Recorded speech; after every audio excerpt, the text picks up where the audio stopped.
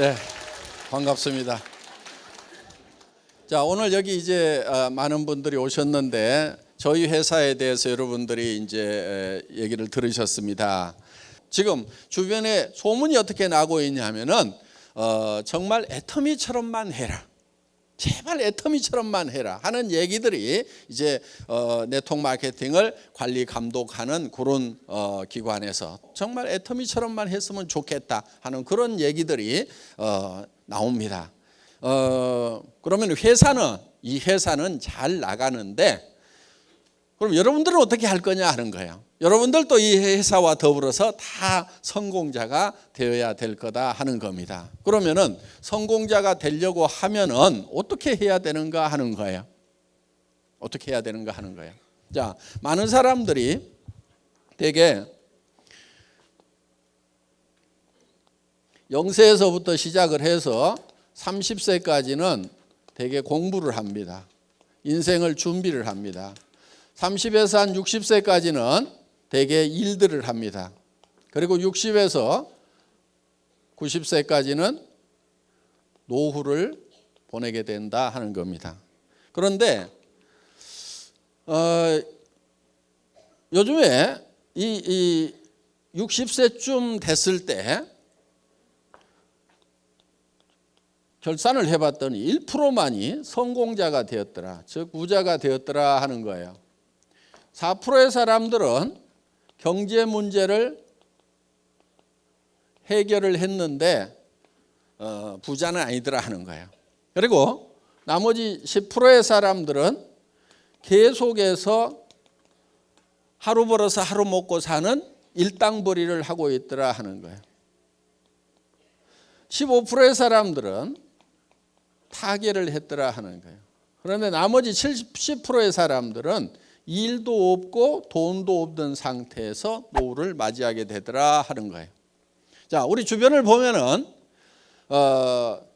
대개 1% 정도 100명 중에 1명이 성공을 했습니다. 그런데 95%의 사람들은 대부분 다 실패를 하고 있다 하는 거예요. 경제적인 측면에서 봤을 때. 그러면은 왜 30년씩이나 평균적으로 공부를 하고 30년씩이나 나름대로는 열심히 일을 했음에도 불구하고 이렇게 많은 실패자들이 나오는가 하는 거예요. 자, 이때까지 성공을 못하게 되면 어떤 문제가 있냐면은 노후라는 30년의 세월을 이제 어떻게 보낼 것인가 하는 심각한 문제가 발생을 하게 된다 하는 거예요. 나이를 먹으면은 반드시 또 따라오는 게 있습니다. 뭐가 따라오죠? 질병이 따라오죠.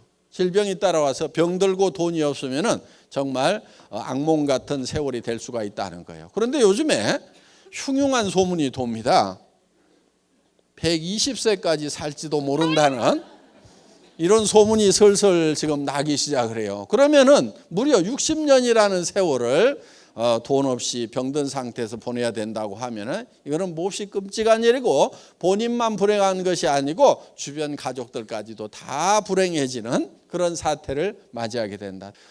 그런데 카네기라는 사람이 있습니다. 철강왕 카네기가 아주 가난한 집의 아이로 태어났는데 부자가 됐어요. 그리고 지금 카네기 재단을 만들어서 세계 곳곳에 온정의 손길을 지금도 펼치고 있습니다. 그 카네기라는 사람이 늙어서 자기가 인생을 이렇게 돌아보니까 자기가 우연히 성공자가 된 건지 아니면은 자기가 다시 가난한 집의 아이로 태어난다고 하더라도 다시 성공자가 될 수 있는지 곰곰이 생각을 해본 거예요. 생각을 해보니까 자기는 다시 가난한 집의 아이로 태어나더라도 틀림없이 성공자가 될 수가 있겠더라 하는 거예요. 그거를 10번을 반복한다고 그러더라도 자기는 10번을 다 성공할 수 있고 100번을 가난한 집의 아이로 태어나더라도 반드시 100번 다 부자가 되겠다는 확신이 있었던 거예요. 그러면은 다른 사람들은 왜 성공을 못하는가? 곰곰이 생각해 보니까 성공하는 방법을 모르더라 하는 거예요. 성공하는 방법, 성공의 법칙을 모르더라 하는 거예요. 그러니까 성공해도 법칙이 있다 하는 겁니다. 법칙이라는 것은 예를 들면 이런 게 법칙입니다. A 플러스 B는 C가 나온다. 그러면은 A하고 B만 플러스하면 항상 C가 나오면 이거를 법칙이라고 얘기를 한다 하는 거예요. 그러면은 자기는 A하고 B만 하면 항상 성공자가 될 수가 있는 요 법칙 공식을 알고 있다 하는 거예요. 그러면은 이 성공의 법칙이라는 것이 누가 어떻게 만든 거냐? 이거는 누가 만든 것이 아니고 원래 있는 거다 하는 거예요. 그래서 이런 것을 뭐라고 얘기하냐면은 정북향의 원리다 이렇게 얘기를 합니다. 정북향의 원리. 이거는 스티븐 코비라는 사람이 쓴 말입니다. 성공하는 사람들의 7가지 습관을 썼던 스티븐 코비가 쓴 말인데, 정북향의 원리라고 하는 것은 북쪽이라는 것이 이미 정해져 있다. 법칙이라는 게 이미 정해져 있다. 그리고 이런 것을 뭐라고 그러냐면 자연 법칙이라고도 얘기를 합니다. 그러니까 이미 정해져 있다 이거예요. 해는 동쪽에서 서쪽으로 지고 물은 높은 곳에서 낮은 곳으로 흐르게 되어 있다 하는 거예요. 이런 걸 또 농장의 법칙이라고도 얘기를 합니다. 농장의 법칙. 자, 농부가 농사를 지을 때는 자연 법칙에 따라 가지고 농사를 짓는다 하는 거예요. 자기 마음대로 농사를 짓는 게 아니고 반드시 농부는 자연 법칙에 맞춰서 농사를 짓는다 하는 거예요. 그럼 농부가 맨 먼저 하는 것이 무엇인가 하는 거예요. 어떤 사람들은 이렇게 얘기합니다. 씨앗을 준비한다. 또 어떤 사람은 아니다. 농토가 있어야 되니까 땅을 준비한다. 아니다. 어떤 사람은 씨앗도 사고 농토도 살려면 돈이 있어야 되니까 돈을 농자금부터 준비한다. 여러 가지 얘기를 하는데 실제로 농부가 맨 먼저 하는 것은 무엇을 얼마만큼 거둘 것인가. 이거를 맨 먼저 결정을 한다 이거예요. 머릿속에서 무엇을 얼마만큼 거둘 것인가를 먼저 결정을 한다 이거예요.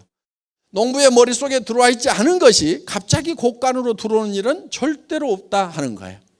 반드시 농부의 머릿속에 고구마 2가마인지 땅콩 1가마인지 아니면 쌀 10가마인지 하는 것이 먼저 농부의 머릿속에 들어오고 나서, 그리고 거기에 맞춰서 일을 한 다음에 농부의 머릿속에 있던 것이 곡간으로 들어오도록 되어 있다 하는 거예요. 자, 이거를 이제 성공의 법칙이라고 하는데, 그러면은 우리가 성공을 하려고 하면은 먼저 우리 머릿속에 뭐가 들어와야 되냐 하는 거예요.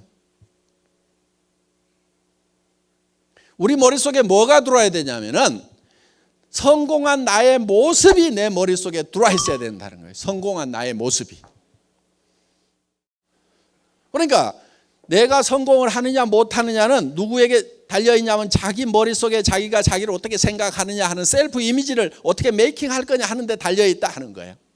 마치 농부가 머릿속에 쌀 10가마를 그려 넣느냐, 땅콩 2가마를 그려 넣느냐, 고구마 2가마를 그려 넣느냐에 따라 가지고 가을에 거둬들이는 것이 달라지듯이 자기 머릿속에 자기의 삶을 어떻게 그려 넣을 거냐 하는 것이 굉장히 중요하다 하는 겁니다.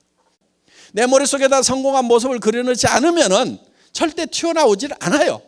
그러니까 오늘 내 삶이 내 마음에 안 든다. 그러면은 틀림없이 3년이나 5년 전에 마음에 안 드는 자기 모습만 머릿속에 그리고 있었다 하는 겁니다. 아니면 아무것도 그리고 있지 않았든지. 지금 여러분들이 머릿속에 이거를 그려넣지 않으면은, 성공한 여러분의 모습을 그려넣지 않으면은 3년 지나고 5년 지난 후에도 지금하고 똑같은 모습일 수밖에 없다는 거예요. 그렇기 때문에 내 삶을 바꾸려고 하면은 내가 어떤 방향으로 어떻게 바뀌었으면 좋겠는가 하는 것을 명확하게 머릿속에 생생하게 그려 넣는 것이 필요하다 하는 겁니다. 그러면은 어떤 모습으로 어떻게 그려 놓을 것인가 하는 거예요.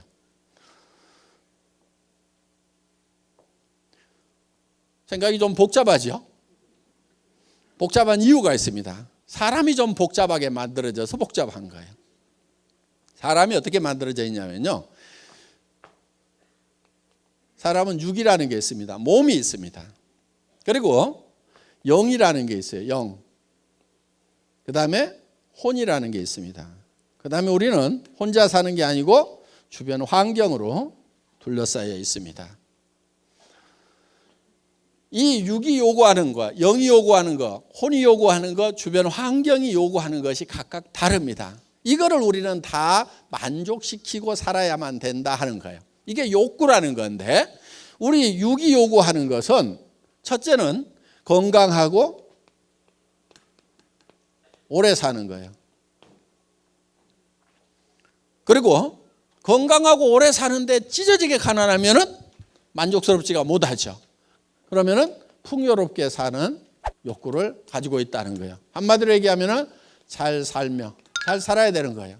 우리의 영은 보통 영과 혼이 같은 걸로 영혼 이렇게 묶어서 생각을 하는데, 이거는 영과 혼은 분명히 구별이 됩니다.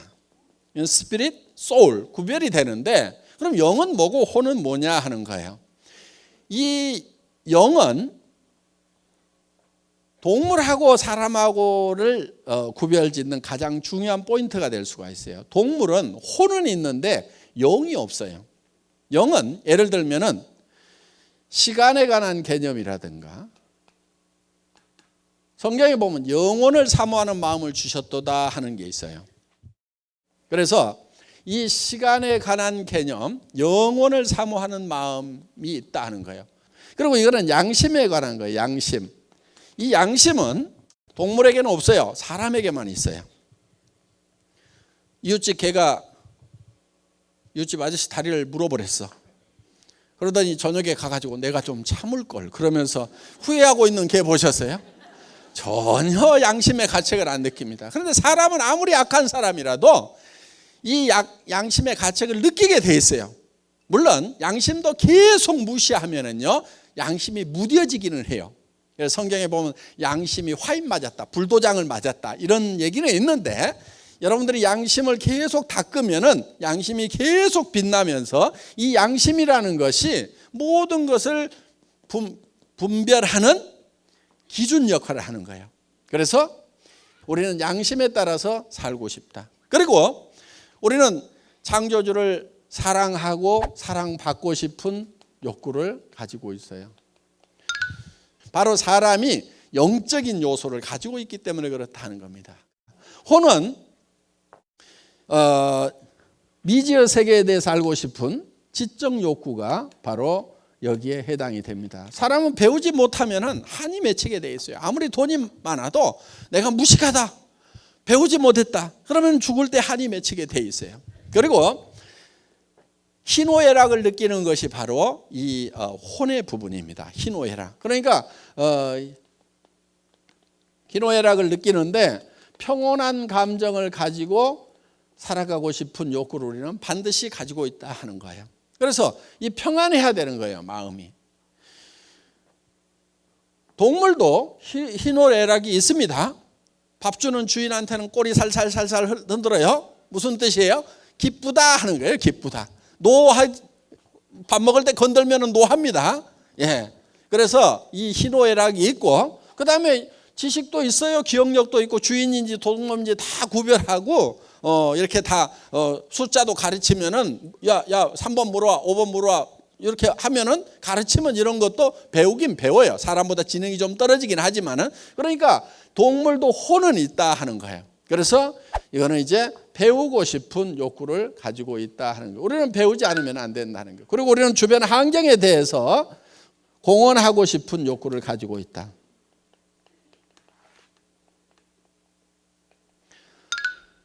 자, 이 네 가지를 우리는 골고루 만족시키지 않으면은 우리가 한이 맺히게 돼 있어요. 자, 우리는 뭔가 사회를 위해서, 남을 위해서 유익한 일을 하고 싶은 욕구를 가지고 있어요. 그래서 죽을 때 나는 남을 위해서는 참 아무짝에도 쓸모가 없었던 사람이다. 나라를 위해서도 쓸모있던 사람이 아니고, 가족들을 위해서도, 또 친구를 위해서도 아무짝에도 쓸모없는 사람이었다. 그러면은 죽을 때 한이 맺힐 수가 있다는 거예요. 쓸모있는 사람이 되고 싶은, 그건 바로 공헌하고 싶은 욕구를 가지고 있다 하는 겁니다. 그래서 이 네 가지 요소가 골고루 만족되는 삶을 살아가는 자기의 모습을 머릿속에다 그려 놓아야 된다 하는 거예요. 이게 하나라도 빠지면은 완벽한 성공자라고 할 수가 없어요. 그런데 이것이 각각 떨어져 있지가 않고 한데 어울려 있어요. 예를 들면 이러는 거예요. 자,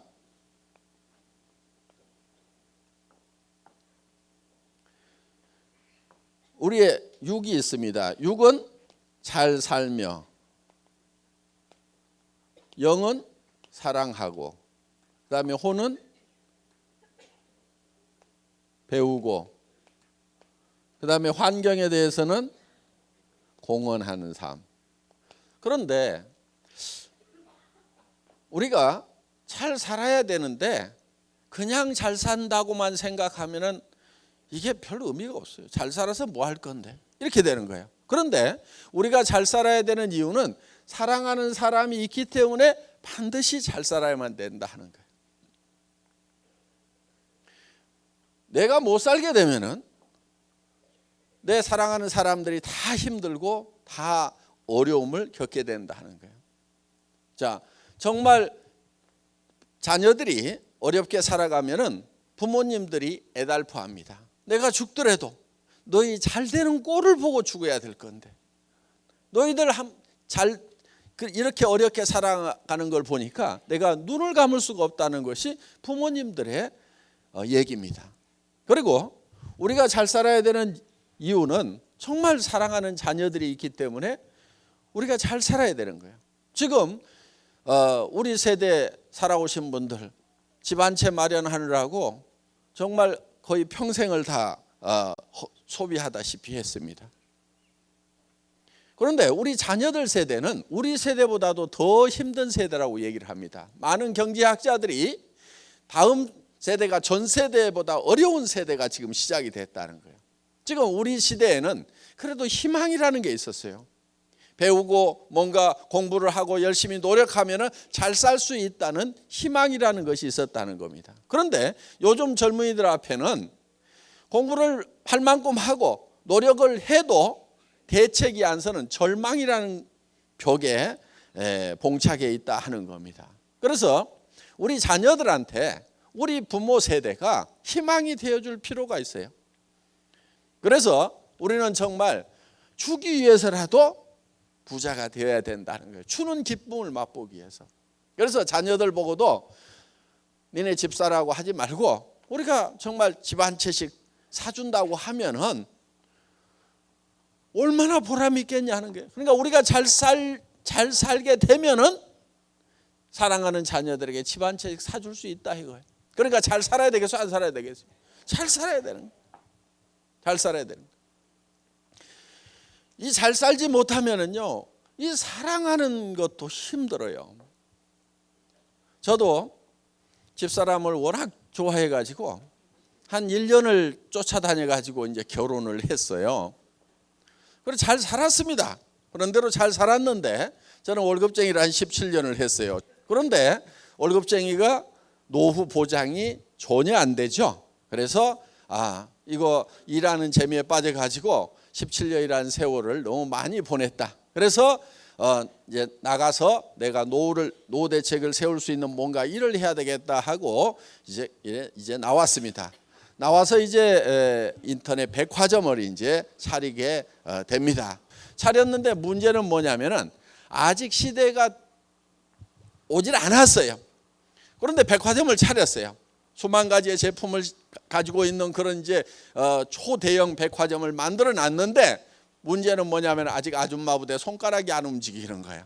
그러니까 쫄딱 망하고 그러는 가운데서 이제 굉장히 힘이 들어지다 보니까 이제 뭐 회사 망하면서 뭐 다 집도 주고 차도 주고 다 날려버리고 이제 정말 너무 어려워져 가지고 이제 월세 50만 원짜리 월세방에 가서 이렇게 살게 됐어요. 그러면서 제가 이제 몸이 아프기 때문에 일을 하면 안 된다고 그래서 집사람이 어디 가서 한 150만 원인가 이렇게 벌어와 가지고 50만 원 월세 주고 애들 이제 학비 주고 이렇게 근근히 먹고 사는 이제 이런 처지가 돼버린 거예요.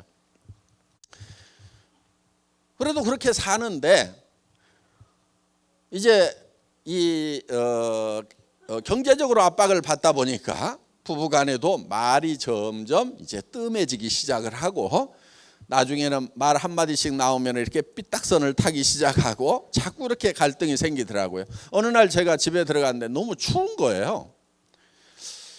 그래서 여보 집 좀 가스 좀 팍팍 떼라고 그랬더니 누구는 추운 줄 모르는 줄 아세요? 이렇게 새침하게 얘기를 하더라고. 자기도 추운데 당신이 돈 못 벌어오니까 내가 불 안 떼지 뭐 추운 줄 몰라서 불 안 떼냐 이거야. 보통 가스를 10만 원어치 떼면은 좀 추워요. 거기서 5만 원어치만 더 떼면은 조그만한 집이니까 좀 따뜻해. 한 달에 5만 원씩 아끼려고 추운 집에 산 거예요. 그럼 겨울에 5개월 난방하죠? 그럼 1년에 얼마 아껴요? 25만 원. 3년 동안 아꼈으니까 얼마 아꼈게요? 75만 원. 그 75만 원 때문에 3년을 떤 걸 생각하면은 지금도 억울해 죽겠어. 돈은요, 없을 때는 절대 아끼면 안 돼. 있는 대로 다 써야 되는 거예요. 있는 대로 다 써봐야 몇 푼 되지가 않으니까. 돈이 좀 있을 때는 아껴야 돼. 그때는 아끼면 돈이 모아지거든. 돈에 대해서요, 오해들을 많이 하고 있어요. 오해하지 마세요. 학교에서 배운 것 중에도 좀 틀리게 가르친 게 있어요. 예를 들면은 수입과 지출이 있으면은 수입에 맞춰서 지출을 해야 된다. 이렇게 배웠잖아요. 그렇죠? 예. 이거는 나라 경제를 생각할 때 이렇게 해야 되는 거고, 개인 경제로 봤을 때는요, 수입에 맞춰 갖고 지출하고 있는 사람치고 부자가 없어요. 그러니까 가계부 쓰는 사람들 있죠? 수입에 맞춰서 지출한다고. 가계부 쓰는 사람치고 부자를 못 봤어 내가. 여러분 제발 가계부 좀 쓰지 마세요. 부자들은 가계부 안 써. 가난뱅이들만 쓰고 있어. 그래 갖고 부자 되느냐? 안 돼. 평생 가계부 써. 또 그거를 또 검사하고 있는 쪼잔한 남편들도 있어. 그 찌질이야, 찌질이. 지금 참 많이 벌어다 주면 왜 이걸 쓰고 있냐고. 조금 벌어다 주면서 그걸 아등바등 쓰고 있는데 제대로 썼는가 안 썼는가 검사하고 있는 그런 찌질이. 아이고, 네. 이렇게 하지 말고요, 부자가 되려면 어떻게 하냐면은 수입 잊어버려. 지출부터 결정을 해. 지출. 내가 어떻게 소비를 하면서 살 건지, 내가 돈을 어떻게 쓰면서 살 건지, 이 지출을 결정을 해보면요, 이게 제법 많아요. 이게 여러분 보통 3천만 원에서요 5천만 원 정도가 매월 있어야만이 부자가 돼요. 이 정도를 지출하지 않으면 이게 별 부자가 아니에요. 그런데 무슨 3천만 원에서 5천만 원씩이나, 난 300에서 500도 못 벌어봤는데 3천에서 5천이 필요하냐고 그러는데, 3천에서 5천이 있어야 부자가 된다 하는 거예요. 300에서 500 벌어갖고는요 노후대책도 안 서고 아무것도 안 돼. 그 찌질이로 사는 거예요. 그런데 많은 사람들이 300에서 700만 벌었으면 소원이 없겠다. 그래서 좋은 대학 가가지고 열심히 박터지게 대기업에 가가지고 결국 버는 게 얼마 버냐? 300에서 700 벌고 있고, 이웃집 애가 300에서 700 버는 일자리 찾았다고 그러면 아이고 걔는 그게 엄친아요. 내 새끼는 왜 이 모양이야 그러면서 쥐어 박잖아. 그런데 300에서 700 벌고 있는 애 별 볼 일 없어요. 노후대책 안 써요. 걔 3천에서 5천은 벌어야 돼요. 매달. 그리고 돈이라는 것은요 평생 버는 게 아니에요. 갈수록 돈 벌 수 있는 기회라는 게 줄어들어요.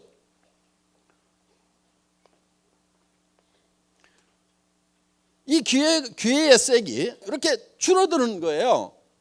무슨 얘기냐면은 20대 30대 식당에 가면은 주방 서빙을 시켜줘. 그런데 40대 50대에 가면은 뒤에 가서 음식 하라고 주방으로 보내. 배기 싫다고. 60대 50대 60대에 가면은 그릇 깬다고 이것도 안 시켜줘. 그러니까 친척이나 누구 아니면 안 써준단 말이에요. 그러니까 기회라는 것이 점점 줄어들어. 그런데 사람들은 막연하게 뭔가 시간이 지나고 미래가 되면 내한테 좋은 기회가 올 거라는 파랑새만 쫓아가고 있어요. 그렇지가 않아요. 점점 줄어들고 있어요. 그러니까 지금 결판을 내야 되는 거예요. 지금 뭔가를 화끈하게 벌여야 된다 이거예요. 앞으로 뭐 어떻게 될 거다.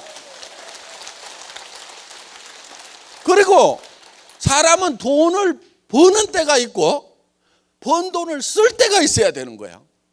돈 쓰는 것도요, 늙어가지고 돈 쓰려고 그래봐. 여행도 다리 썽썽할 때 여행이지, 꼬꾸라져가지고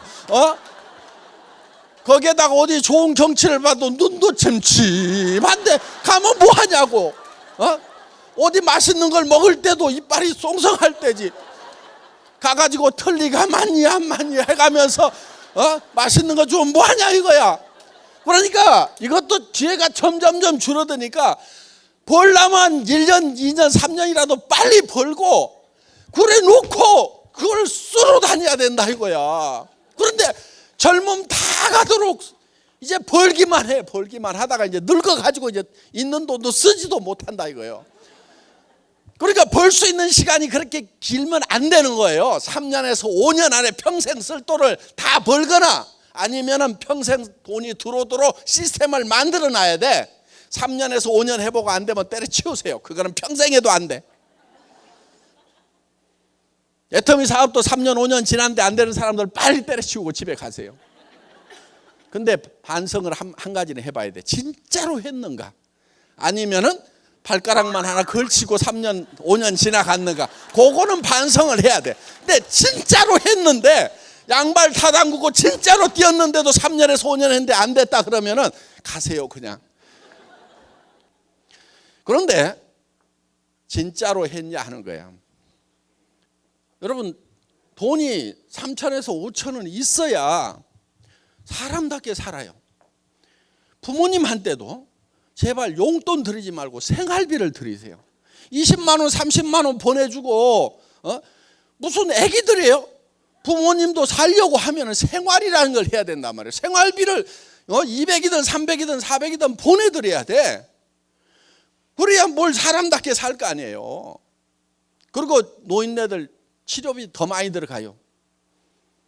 그러니까 우리가 뭔가 돈을 제대로 쓰기 위해서는, 사랑을 하기 위해서는 돈이 있어야 돼. 부자가 돼야 돼. 아니 우리 집사람도 이제 그 가스비 5만 원 가지고 찌고도 이렇게 된 거예요. 아니 그러다 보니까 어느 날 우리 집사람이 한마디 하더라고. 여보, 애들 졸업하고 나면 우리 헤어집시다. 근데 우리 집사람은 또 하면 한다는 사람이거든요. 아이고, 그 말을 듣는 순간에 억장이 무너지는 거예요. 그래서요, 제가 방바닥에 쓰러져 가지고요, 우리 와이프 다리를 잡고요 엉엉 울었어요. 엉엉 울면서 여보 하지 마라, 내가 보낼 수가 없다. 당신 지금 가면은 집도 없고 노후대책 자금도 없고, 여보 가더라도 내가 집도 사주고 노후대책 자금 마련해서 내가 통장에 넣어서 줄 때까지만 좀 참아주면 안 되냐고 다리를 잡고 엉엉 운 거예요. 그랬더니 이렇게 보더니 아이고 어느 천년에요 그러더라고. 지금은 집도 사주고요 통장에 돈도 다 넣어줬는데 간다는 말을 안 해요. 생활의 어려움은요, 정말 사랑하던 사람 사이도 냉랭하게 만들어서, 지금 부부간에도 그냥 사는 사람들 있죠. 그냥 사는 사람들. 그러니까 헤어지는 것도 귀찮으니까 그냥 사는 거예요. 그냥 뭐 복잡하고 절차 복잡하고 뭐하고 아이고 그냥 살자 그래가지고 그냥 아무 생각 없이 그냥 살아. 집에 들어가도 아무 감동도 없고 나와도 아무 감동도 없고 그냥 살아. 그냥 삶이 얼마나 된다고. 그 젊은 날에 그렇게 뜨겁게 사랑하고 좋아해서 결혼을 했으면은 그 짧은 인생 얼마 안 되는 동안에 그 나이를 먹을수록 그 사랑이 더 아름답게 숙성이 돼가야 되는데 그렇지를 못해요. 그 원인 중에 하나가 보면 경제적인 이유 때문에 그러는 경우가 많아요. 결혼할 때는 당신 내하고 결혼만 해준다고 하면은 진짜 손끝에 찬물 한 방울 안 묻히도록 해주겠다고 그래가지고 구애를 해서 결혼을 해놓고 나중에는 왜 찬물 안 묻히게 해준다고 그러더니 어쩌고 저쩌고 그러면은 고무장갑 하나 사주면서 이거 끼고 하면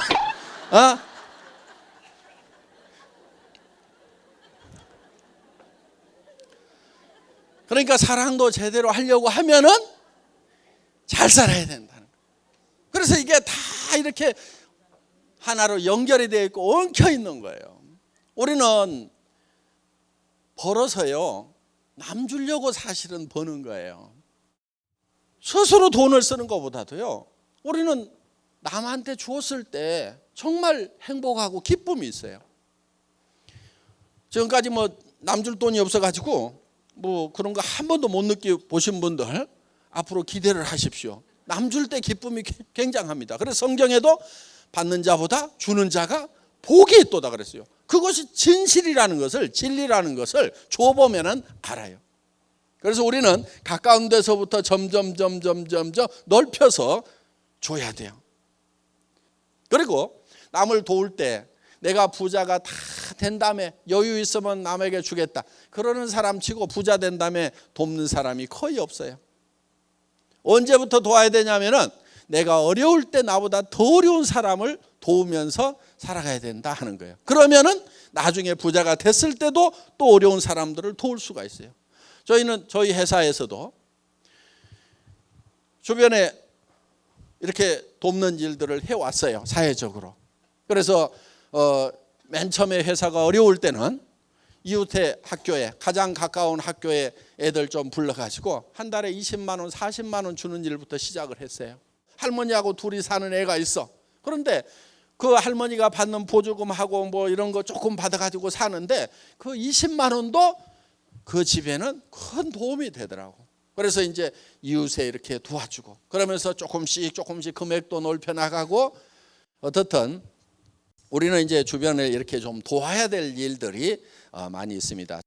물론 애터미 사업 자체가 지금 어려운 사람들을 돕는 가장 좋은 방법이에요. 서민들에게는 싼 생필품을 공급을 해서 질 좋고 싼 생필품을 공급을 해서 이 가게 이 지출을 줄일 수 있도록 생활비를 아낄 수 있도록 해주는 그것이 1차적인 공헌입니다. 그리고 또 이 돈 벌만한 직장이 없는 분들에게 일자리를 마련해줘서 정말 이렇게 할 수 있도록 해주는 것. 그러면서 또 우리는 수당이 또 서민들에게 다 풀려나갑니다. 그래서 우리가 만드는 제품들은 그 원료를 만들라고 농사짓는 농부들에게도 돈이 나가게 되고 그리고 이 돈은 서민들에게 뿌려지기 때문에 그것이 이제 승수 효과에 의해서 최소한 5배 정도 더 이제 경제적인 파급 효과가 생깁니다.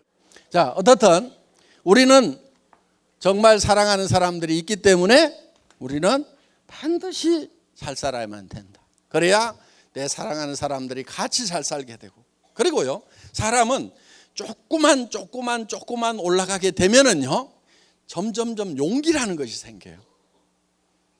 지금 여기 계시는 분들 중에서도 어떤 희망을 갖고 꿈을 갖는 것이 굉장히 두려운 사람들이 있다는 걸 제가 알아요.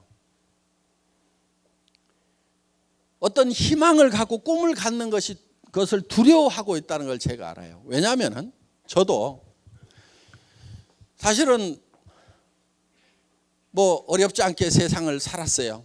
그때는 못 사는 사람들 좀 무시했습니다. 솔직하게 얘기해서 아이고 요즘 세상에 정신머리가 틀려먹었으니까 못 살지 게을러 빠졌으니까 못 살지 그러면서 못 사는 사람들을 좀 무시를 했어요. 그런데 제가 깊은 병에 들고 사업체는 다 망해가고 돈은 다 뺏기고 도리어 이제 빚쟁이까지 집에 쫓아오면서 몸이 아파갖고 더 일을 못하는 상황이 되다 보니까 사람이라는 게 이렇게 앞뒤가 콱 막히는 기가 막힌 상황도 있구나. 무조건 이게 못 사는 사람들을 무시하기만 해서는 안 되겠구나 하는 그런 생각을 하게 됐어요. 그런데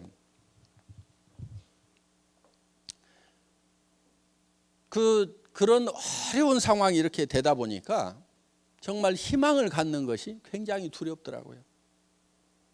정말 절망밖에 없었어요. 그런데 제가 어느 책에서 보고 애우고 있었던 규절이 있었어요. 희망이 없을 때 유일한 희망은 희망을 갖는 것이다. 희망이 없을 때 가져야 되는 것이 희망인 거예요. 희망마저 갖지 못하면 아무런 희망이 없는 거예요. 유일한 희망은 희망을 가지고 있으면 희망이 있어요. 절망 속에서도 희망을 가져야 되는 거예요. 그런데 제가 봤을 때는요, 그 희망의 불빛이 아주 조그맣게 보이는 거예요. 정말 캄캄한 동굴 속에 갇혀 있는 듯한, 몸은 병들고 가진 것은 아무것도 없고 더 이상 이제 목숨이 얼마를 부지할지를 모르는 그런 상황에서, 그런데도 저는 그 희망의 불빛을 향해서 가야만 했어요. 왜? 사랑하는 사람들이 있기 때문에. 그런데 그 희망을 가지고 그 희망의 불빛을 향해서 한 발 한 발 옮겨가니까 그 작은 불빛이 점점 커지더라 하는 거예요. 우리는 희망을 향해서 다가가지 않으면 그 희망이 커지질 않아요.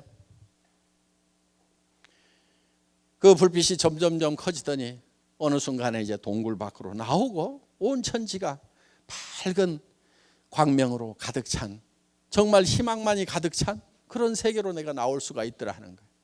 그래서 정말 절망의 깊은 동굴 속에 갇혔을 때는 정말 희망을 갖는 것도 얼마나 용기가 필요한 건지, 얼마나 두려운 건지. 용기라는 것은 두려워하지 않는 것이 용기가 아니고, 두려움을 알지만은 그 두려움 앞에 맞서는 것이 진정한 용기다 하는 겁니다. 그래서 여러분, 희망이 없을 때, 마음속에 절망밖에 없다고 생각하고 나는 아무것도 해낼 수 없다고 생각하는 이 순간에도 여러분들이 가져야 될 것은 희망이라는 거고, 그 희망의 불빛을 향해서 우리는 한 걸음 한 걸음 옮겨 나가야 된다는 겁니다. 그러면은 그 희망이 점점 커지고 우리는 밝은 광명으로 나갈 수 있고, 다른 사람들에게 희망의 이제 빛을 전해주는 사람으로 바뀔 수가 있다는 거예요. 자, 우리는 그래서 정말 사랑하는 사람들이 있기 때문에 우리는 잘 살아야 되고, 또 잘 살려고 하면은 배워야 됩니다. 여러분들은 이제 밤늦게까지 지금 이렇게 또 배우고 계시는 거예요.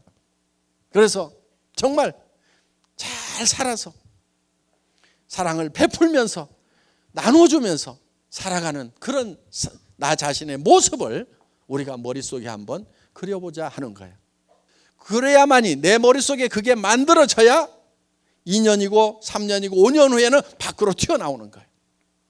그런데 이거를 그려 넣기만 하면 되느냐 하는 거예요. 된다 하는 거예요. 왜냐하면 우리의 몸이라는 것은 우리 머릿속에 그냥 그리는 거하고 실제로 벌어지는 상황을 구별을 못하는 특징이 있어요. 우리 머릿속에 이걸 그려 넣기만 하면은 우리 몸이 변하고 바뀌어 버리는 거예요. 실험을 한번 해보겠습니다. 예를 들면은 여러분 입속에다가 제가 빨갛고 새콤하고 달콤한 석류를 한 움큼씩 넣어드리겠습니다. 입안에 가득 찬 석류를 어금니로 아작아작 씹으니까 새콤하고 달콤한 석류 과즙이 입안 가득 퍼집니다. 자, 입안에서 무슨 일이 일어났어요? 침이 안 났다 손 들어보세요. 빨리 병원 가세요. 침샘이 고장난 겁니다. 우리는 실제로 먹었을 때 침이 나오는 거나 머릿속으로 석류를 먹었다고 생각하는 거나 우리 신체에 작용하는 효과는 똑같다 하는 거예요. 이게 과학적으로 다 증명이 되어 있는 거예요. 이거를 학문적으로는 자기 충족적 애언이라고 그러는데, 내가 충족되었다고 애언을 하면 충족이 된다는 거예요. 신체 반응이 그대로 일어난다는 거예요. 그러니까 여러분들이 실제로 내가 한 달에 3천만 원을 버는 사람이다, 5천만 원을 버는 사람이다, 내가 그 일을 시작을 했고 이제는 그렇게 시간만 가면 그렇게 될 거다, 확신을 가지고 머릿속에 내가 어떤 삶을 살 건지에 대해서 확신을 가지게 되면은 여러분들의 표정이라든가 태도라든가 눈빛이라든가 다 바뀌어버리게 된다는 거예요. 그러니까 친구한테 전화를 해가지고도 내가 하는 것은 아닌데 친구가 한다고 그러니까 너한테 얘기를 해주는데 요 따위로 얘기를 하면은 될 일도 안 되는 거예요. 될 일. 그렇게 해갖고 되는 게 아니고, 야, 내가 한 달에 5천만 원 버는지를 발견을 했다. 여러분, 한 달에 통장에 5천만 원씩 꼽히는 게 그게 보통 일인 줄 아세요? 어마어마하게 큰 공장 가지고 있어야 돼. 1,000명, 2,000명 거느리는 그런 공장을 가지고 머리 빠지게 밤낮 없이 수십억, 수백억을 투자해가지고 해야 집에다가 5천만 원씩 갖다 준단 말이에요. 사장이라고 폼 잡고 다니는 사람 중에 70%는 비더로 다니는 사람들이요. 전부 적자나는 사람들이요. 그런 사업만 큰 사업이고 한 푼도 투자 안 한다고 그러니까 애터미를 우습게 하는데 우스운 게 아니란 말이에요. 하나도 안 우습다고. 여러분 무슨 일을 해가지고 3천만 원 5천만 원을 벌 거냐 이거예요. 이 애터미 사업은 빅 비즈니스예요. 엄청난 비즈니스란 말이에요. 개인적으로 봤을 때 여러분 투자를 안 하니까 우습게 알아 지금. 그리고 무슨 고시 보듯이 특별한 시험을 봐가지고 능력자만 뽑는 게 아니고 아무나 오세요 그러니까 이게 아무 것이나 되는 줄 알아 이게 이 일이 보통 일이 아니란 말이에요. 지금 엄청난 일을 지금 여러분들이 시작을 한 거예요. 근데 표정들이 왜 그래? 엄청난 걸 발견한 것 같지가 않아 지금.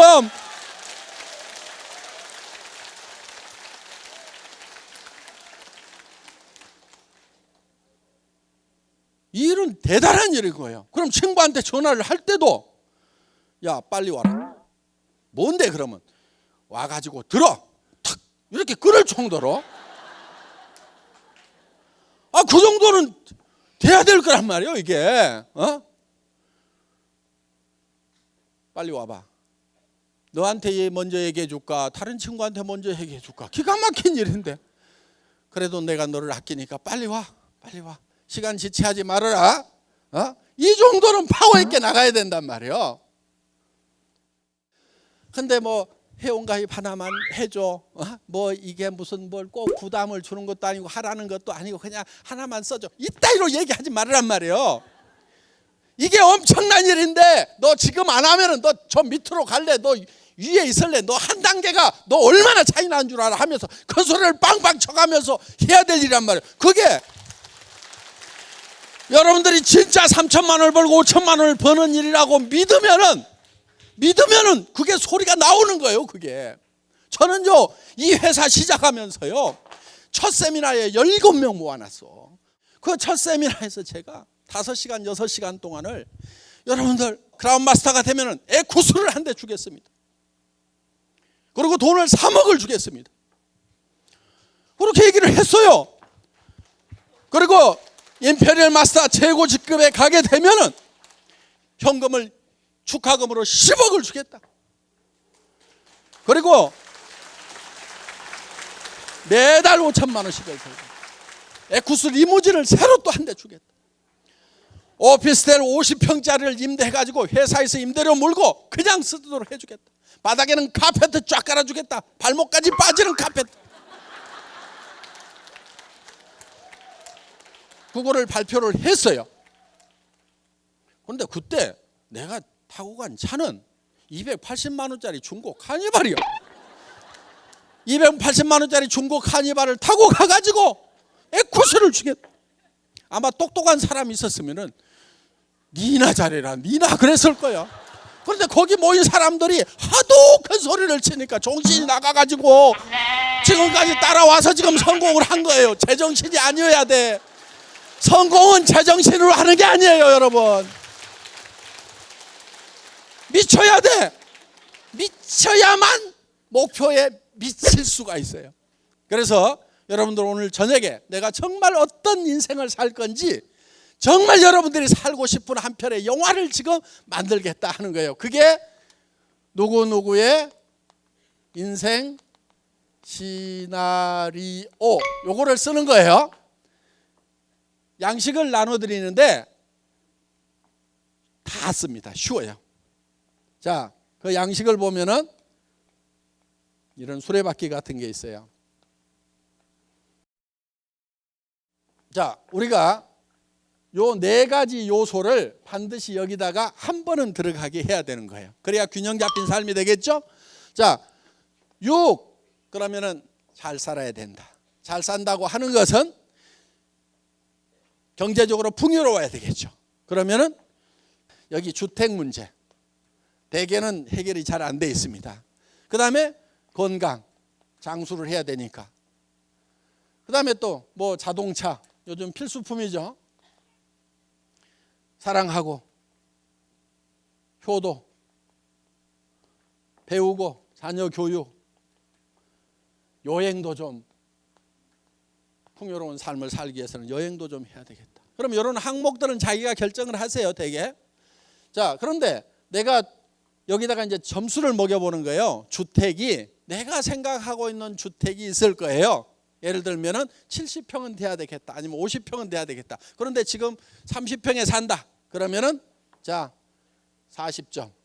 건강은 뭐 타고나서 그런 대로 뭐 70점. 자동차는 영 마음에 안 들어. 예를 들면 지금 최소한 에쿠스는 타야 되는데 지금 타고 다니는 게 소나타 9형 타고 다니고 있어. 영 마음에 안 들어. 효도 그냥 마음으로만 했어. 자녀 지네가 알아서 좀 어떻게 해줬어. 봉사는 거의 못했어. 현금도 거의, 여행은 뭐 어떻게 뭐 신혼여행은 갔다 왔으니까 뭐 이렇게 해서 이거를 이렇게 연결을 해보세요. 이걸 연결을 이렇게 하면은 요게 자기 인생 수레바퀴예요. 이게 찌그러지고 적으면은 잘 안 굴러가는 인생을 살고 있는 거예요. 그러면 이게 10점 만점이 되려고 하면은 이 10점 만점을 연결하면 이렇게 고단한 수레바퀴가 잘 굴러가는 수레바퀴가 되는데, 내가 10점 만점이 되려고 하면은 어떻게 하면 되는지를 이 네모칸에다가 써주라 하는 거예요. 여기다가 자 이렇게 쓰는데, 예를 들면은 쓸 때 구체적으로 쓰라 이게요. 구체적으로. 내가 살고 싶은 집, 어디 살고 싶으냐니까 좋은 집이요. 이런 분들이 있어. 그럼 집 사러 가가지고 부동산에서 무슨 집 보러 오셨어요? 그랬더니 좋은 집이요. 이 사람 집 살 사람이에요? 안 살 사람이에요? 살 사람 아니에요. 내가 살고 싶은 집이 단독주택인지 아파트인지 연립주택인지 방은 몇 개인지 화장실은 몇 개인지 가격은 얼마에서 얼마 사이인지 몇 평인지 요게 딱 나와 있어야 된단 말이에요. 그럼 여기다가 그걸 적으라 이거예요. 그래서 구체적으로 적으라 이거예요. 그 다음에 가격을 적으라 이거예요. 가격을. 그게 얼마짜리인지. 무슨 차 타고 싶으냐고 그러니까 페라리요. 그러는데 페라리가 얼마인지도 몰라. 7천만 원인지 6천만 원인지 3억은 줘야 돼요. 그러니까 페라리 그러면 가격이라도 알고 타겠다고 해야 된다 하는 거예요. 그 다음에 세 번째가 기한을 적으라 이게. 기한. 언제까지 하겠다.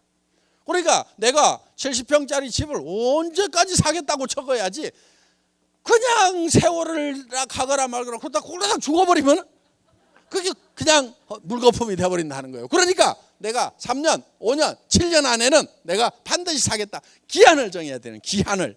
요 세 가지를 꼭 유념을 하시라 하는 거예요. 자, 우리는 정말 균형 잡힌 삶을 살기 위해서 이 인생 시나리오를 작성을 하는 겁니다. 자, 예를 좀 보여주세요. 선배들 중에 이렇게 작성한 사람들이 있습니다. 그래서 예를 들면 지금은 17평 임대 아파트에 살고 있지만 3년 뒤에는 상도동 사거리에 있는 42평 방 4개 욕실 2개 있는 4억 3천만 원짜리 동양 빌라 5층으로 이사한다. 이렇게 구체적으로 나왔죠. 예, 정말 이런 삶을 살아가는 내 모습이 내 머릿속에 들어가게 되면은, 내 행동이 바뀌고 표정이 바뀌고 말이 바뀌고 다 바뀌게 돼 있어요. 그래서 이거를 실행할 수 있는 힘이 나오게 되어 있다 하는 겁니다. 그러니까 우리는 어디에 있어야 되냐면은 내가 살고 싶은 삶이라는 영화를 내 머릿속에서 만들고 그 영화 속에 살고 있어야 돼요. 언제까지? 그 영화가 현실이 될 때까지 우리는 계속 그 영화 속에 있어야 된다는 거예요. 비전 속에, 영화 속에 계속 살다 보면 이 현실이 끌어 올라가게 되어 있다는 겁니다. 여러분 이거를 믿어야 되는 거예요.